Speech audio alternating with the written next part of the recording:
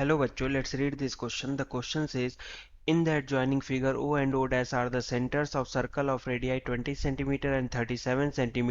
If AB is equals to 24 cm, then find the distance OO dash. तो हम देख लेते हैं की कॉन्सेप्ट क्या होगा. की कॉन्सेप्ट, तो की कॉन्सेप्ट हम यहाँ यूज कर लेंगे. एक थियरम कह सकते हो कि if two circles intersects then the line joining the centers is perpendicular bisector of common chord. मतलब इस कॉन्सेप्ट के हिसाब से देखें तो हम इस क्वेश्चन में बोल सकते हैं कि दो सर्कल इंटरसेक्ट कर रहे हैं, उनका ओरिजिन ओ डैश ज्वाइन हो रहा है, तो AC जो कॉमन कॉर्ड है उसको परपेंडिकुलर बाइसेक्ट कर रहा होगा, यानी AC जो होगा वो BC के बराबर होगा. तो ये हम इस क्वेश्चन से इस थ्योरम से पता कर सकते हैं. तो AB की वैल्यू क्या दी हुई है? AB इज इक्वल्स टू हम लिख सकते हैं AC plus BC is equals to, AB की वैल्यू दी हुई है 24 सेंटीमीटर और AC is equals to BC है, तो यहां से मिल जाएगा AC is equals to BC is equals to 24/2 यानी 12 सेंटीमीटर. ठीक है. अब रेडियस दिया हुआ है हमें, OA की वैल्यू दी हुई है 20 सेंटीमीटर. ओ यहाँ बोला ना, O and O dash are the centres of the circle of radii 20 centimetre. OA की वैल्यू दी हुई है 20 सेंटीमीटर. यहाँ लिख लेते हैं OA इज इक्वल्स टू, और O dash A is equals to, OA हमें दिया हुआ है 20 सेंटीमीटर और O डैश A दिया हुआ है 37 सेंटीमीटर. हमें निकालना है O से O डैश की दूरी, तो हम एक ले लेते हैं OAC triangle.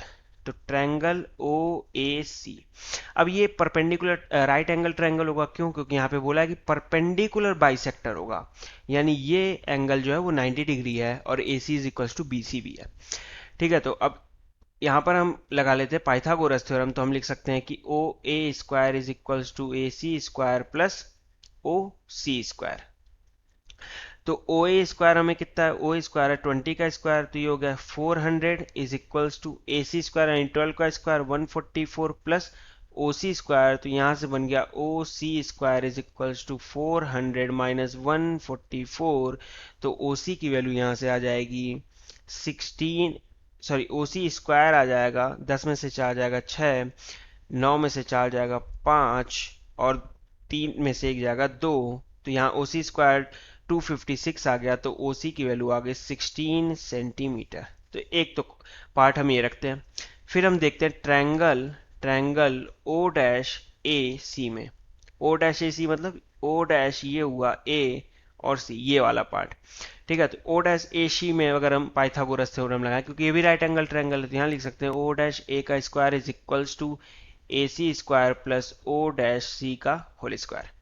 O dash A square यानी 37 का स्क्वायर, क्योंकि इसका रेडियस वही है 37 का square is equals to AC का स्क्वायर, यानी अब AC की वैल्यू कितनी है? वही 12 का स्क्वायर यानी 144 प्लस O डैश C का स्क्वायर. अब 37 का जो स्क्वायर बनता है वो होता है 1369 माइनस 144 इज इक्वल्स टू, हम लिख सकते हैं O डैश C स्क्वायर. तो यहाँ से बना O dash C square is equals to 9 में से 4 गया 5, 6 में से 4 गया 2, 3 में से 1 गया 2 और 1 1225. तो यहाँ से आ जाएगा O dash C is equals to 35 centimetre. ये आ गया. अब यहाँ से निकाल सकते हैं OO डैश, और OO डैश होगा OC plus O dash C is equals to 16 plus 35 और ये बन गया हमारा 51 सेंटीमीटर, और यही जो होगा हमारा आंसर हो जाएगा. So the final answer is OO dash is equals to 51 centimetre. Hope you understood it well. Best of luck. Thank you.